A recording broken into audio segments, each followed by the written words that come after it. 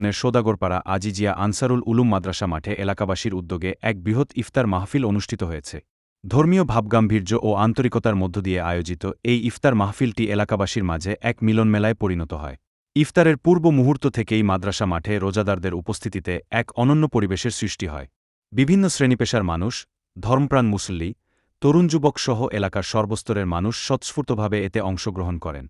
প্রায় ৮০০ জনেরও অধিক রোজাদার একসাথে ইফতারে শরিক হয়ে ভ্রাতৃত্ব ও সম্প্রীতির এক সুন্দর দৃষ্টান্ত স্থাপন করেন। ইফতার মাহফিলে পবিত্র রমজানের তাৎপর্য তুলে ধরা হয় এবং দেশ, জাতি ও সমগ্র মুসলিম উম্মাহর শান্তি, অগ্রগতি ও কল্যাণ কামনা করে বিশেষ দোয়া ও মোনাজাত অনুষ্ঠিত হয়।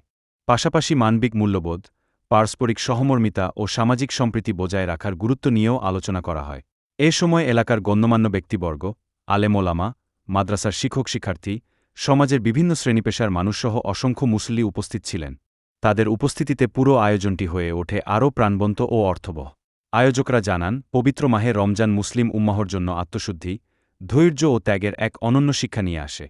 সেই শিক্ষাকে ধারণ করে সমাজে ভ্রাতৃত্ব, সৌহার্দ্য ও পারস্পরিক ভালোবাসা জোরদার করতেই এই বৃহৎ ইফতার মাহফিলের আয়োজন করা হয়েছে।